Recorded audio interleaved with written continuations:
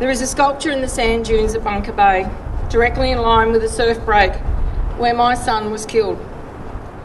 We placed the sculpture there, not as a reminder of Kyle's death, but as a reminder to appreciate the beauty of the bay, the joy of surfing, and the need to protect everything in nature that we sometimes take for granted. It has been a place of peace and comfort for me. Now, as I sit and contemplate at this special place, I can clearly see the drumline buoys directly offshore, and it disturbs me greatly. The sculpture and the drumline. It's a metaphor for the two opposing forces that represent the divide we now find ourselves in, with the memories of our loved ones caught in between. The three most common questions I have been asked during this debate are: what would Kyle think of all this? Why don't I like the drumline policy? And why have I spoken out against this policy? What would Kyle think about the drumlines? I can never properly answer this question. It is just one of many conversations I wish I could have with my son, but never will.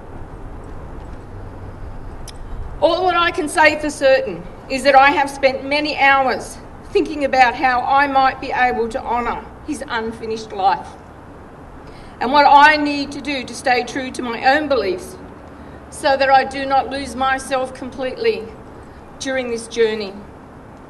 Through my work and studies, I have come to understand the nature of risk assessment and mitigation.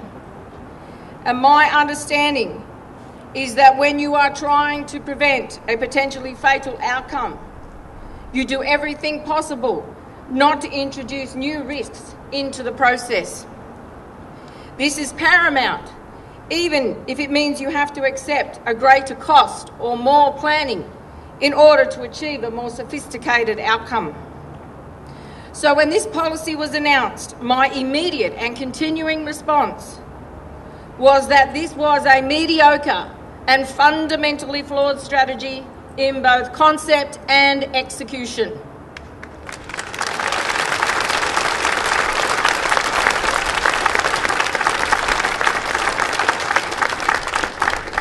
In most instances, an issue becomes divisive if there is insufficient evidence to support a decision, the information is conflicting or poorly communicated, or the maker of the decision appears secretive and evasive about the details which were used to come to that decision.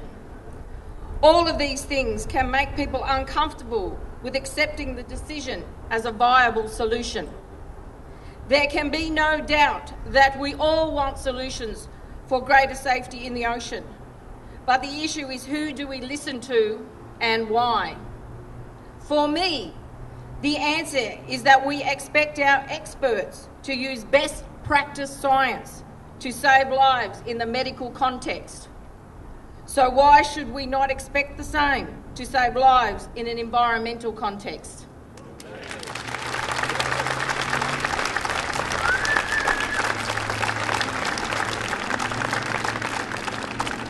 We should not settle for less, and we should never stop asking questions to ensure that this happens. The people at the forefront of the anti-drumline cause and many people behind the scenes are well-educated, well-informed, ocean-loving individuals with innovative thinking. Where I see a need to be harnessing all that intellect and passion to provide a far more thoughtful approach to safety, conservation and research tourism, others choose only to dismiss or label them. People have also accused the frontline campaigners of caring more about fish than people. On behalf of the people that I have spent time with, I can absolutely vouch that this is not the case. I do not support the use of threats, violent images, or any form of intimidating protest from either side, as this only feeds the fear cycle we now find ourselves on. The issue should be about how our government makes decisions, whether they have completed the process appropriately, And did they release sufficient detail to the public? And how do we go about balancing population growth, lifestyle, safety, and species protection? But on Sunday, I knew that we had sunk as low as we can go with this debate when I was reading the Sunday paper and was appalled to see a full-page advertisement for a current affairs program that looked like a Jaws movie poster. As time has passed, it has become more evident that the way my son died, and others, is now becoming more about entertainment value than public safety.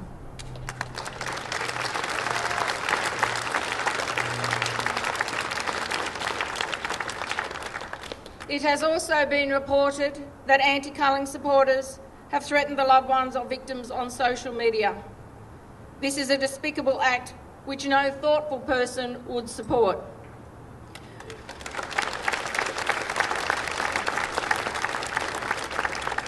We experienced the insensitivity of trolls on social media when Kyle died, and I have had my share of criticism from the pro-culling side since I began speaking out.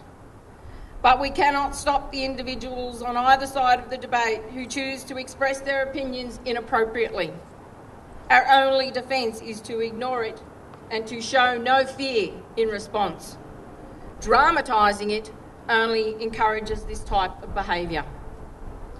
So I am taking this opportunity today to ask that we move past this unhelpful divide and shift our full attention to the issue of viable and world-class solutions, and to address some fundamental questions.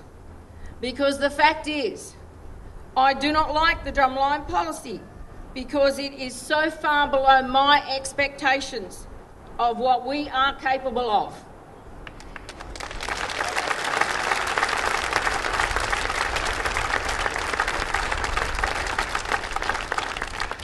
And the information provided to date has not convinced me that it was the only option available to us.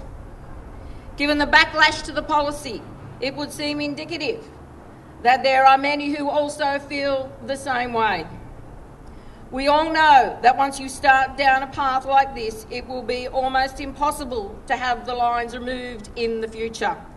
So give us every piece of information you have available to you so that we can make a truly informed decision.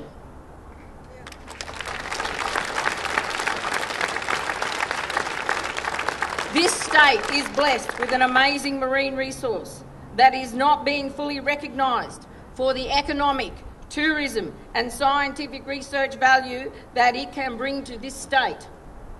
So bringing together and aligning the full range of solutions instead of forcing them to compete for attention and funding has to provide better immediate outcomes.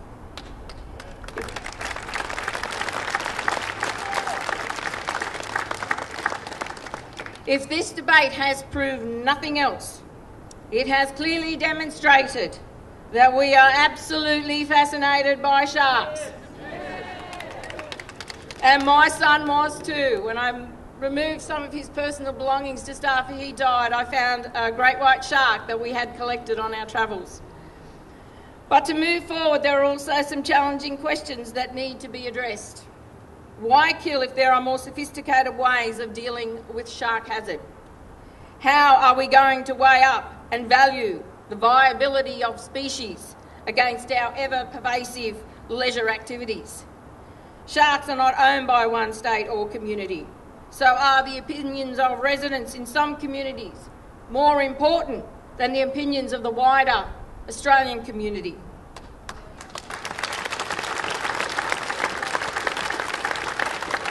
Who gets to decide whether the pursuit of ocean activities by some is more important than protecting our ecosystems for all?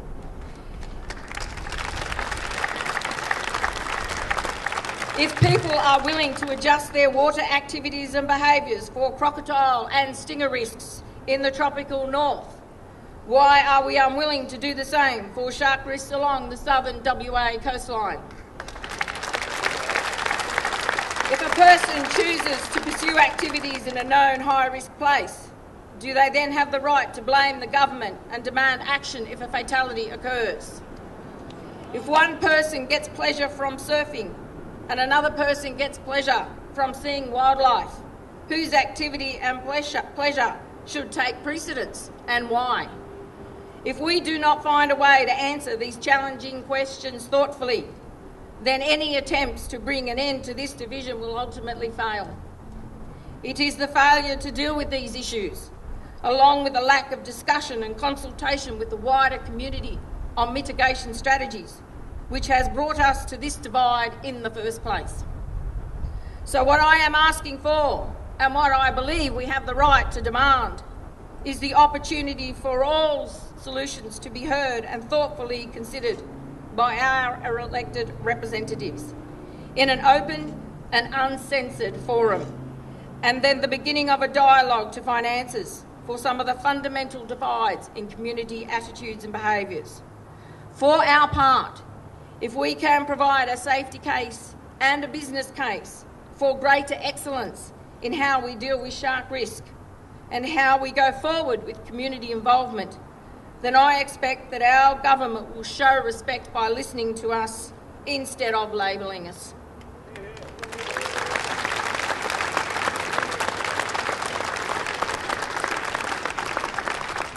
Finally, to the third question, and probably one of the hardest that I get asked. As a mother who has lost her child, how could I speak out against the drumlines?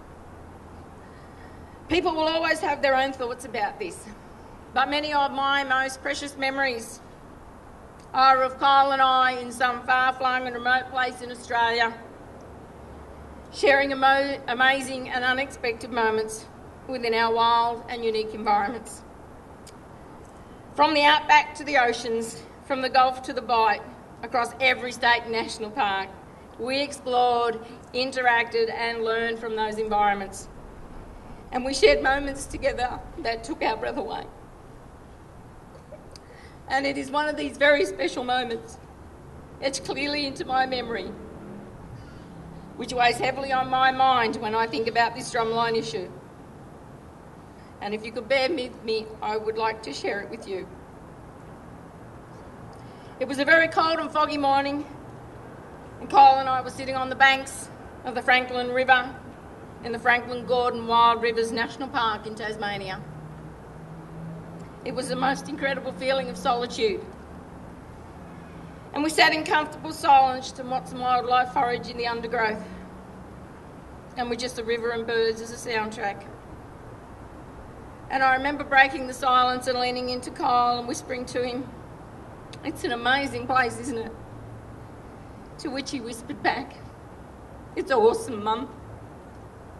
I looked at my child, completely enthralled in the moment, and I said to him, "It is awesome, Kyle, but I need you to remember that we are only able to see this because years before you were born, a group of people knew how important it was to save it, and they fought passionately to make that happen, even when people did not agree with them."